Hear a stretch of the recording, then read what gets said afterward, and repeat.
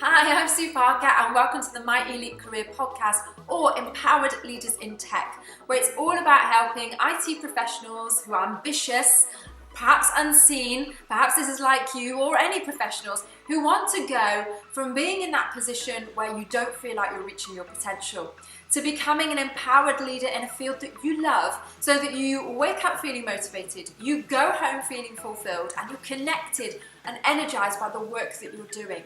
You're passionate about it, you're following that energy trail.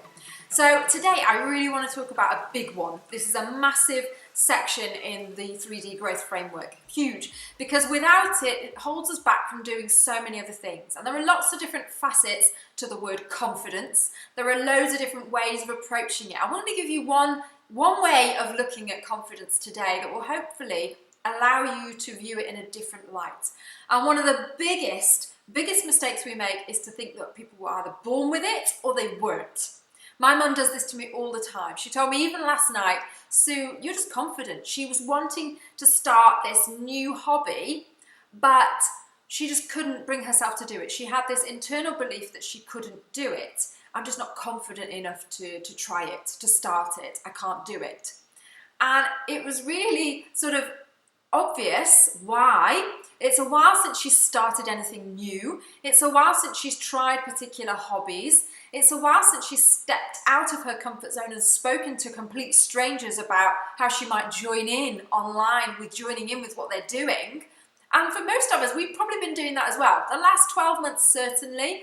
Well, we're getting on for over 12 months now. So that idea that some people are just born with it is simply not true. It's like a muscle, like anything. You've got to exercise it, you've got to use it. And when you don't, you start to play smaller and smaller. When you shrink back into the shadows. And I feel like over the last 12 months, loads of us have done this. It has been so easy, hasn't it, to shrink back, play smaller, hide away, not really get used to seeing people, socializing, connecting.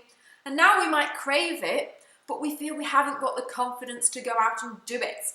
We've had to rely on going online. And if you tell yourself you're not confident with meeting people online, if you believe that, then you're going to be reluctant to jump on to these virtual networking events. You're going to be reluctant to reach out to somebody you don't even know and ask them for a coffee, a virtual coffee, so you can get to know more about them. But in real life, out there, you might have walked past somebody in the corridor who's a new member of staff and said hello. You might have had the odd conversation forced by you both being in the kitchen area at the same time, or water cooler chat. Whether you have an opinion on that or not, it really helps you to build your connections, your relationships, and it starts to develop that muscle, that confidence muscle. So I want to give you a new way to look at confidence today. Instead of thinking, I either have confidence or I don't, I want you to think about it being related to your belief in being able to do something or figure something out.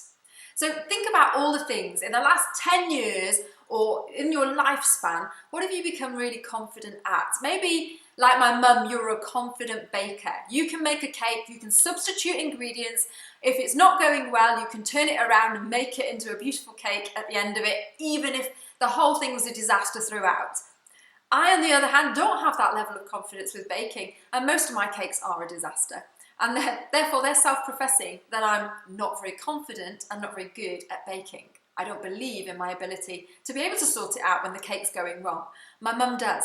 What is it that you're good at? Is it that you're a fantastic swimmer and you're a really confident swimmer, you're a really confident bike rider, perhaps you're confident at a particular sport, you might be a confident developer, or you're confident at managing a project, at planning a project, at dealing with stakeholders, about doing your comms. What is it that you are so confident at that in the beginning you wouldn't have known how to do it? We didn't pop out of the womb being able to do all of these things. Over our lives, we've had to develop competency and skills. And it's like tying your shoelaces. When you learned to tie your shoelaces, was there any element of I will never be able to do this? No. You probably believed and knew in those early days, and your parents believed it too. You'll figure it out. It just takes time. It's not that you're not going to figure it out. And that's that confidence in your ability to do things, to learn things, and to figure them out when you don't know them. And that's a large chunk of confidence, isn't it? It's that walking into the unknown and having that unrelenting self-belief that says, I know I'll figure this out.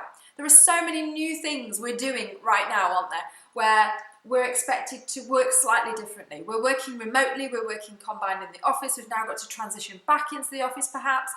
Maybe you've got to sort out a new way to go to school, and there are new systems like tests and things. You might not be confident about doing those tests, but I'll bet you have a belief that because there's a necessity, you have to do it, you believe in your ability that you'll figure it out. So I want you, instead of thinking about confidence as just something you already have, it's there, think about it in terms of your belief that you will figure it out, you will learn it, you will do it in the future. And when we can tell ourselves that it's just a belief system, we haven't got there yet. The confidence doesn't have to start with knowing it all. But each step to becoming more and more competent can reinforce the belief factor that you believe you can do it.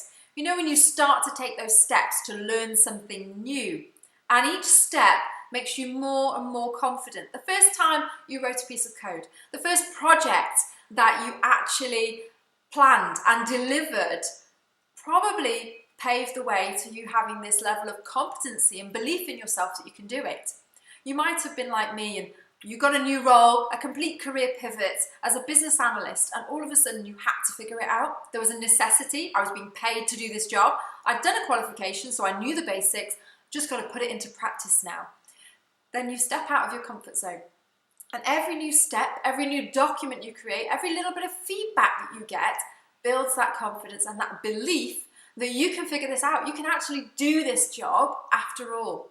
And it's the same with your next role or the next change, the next development, the next thing that you're going to be confident about is in your belief that you can figure this out.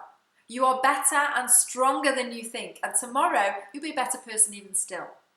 And in 10 years' time, think of how far you will have come.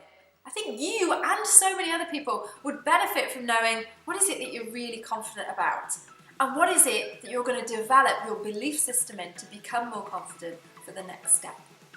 Take care and have a fantastic week. Speak to you soon.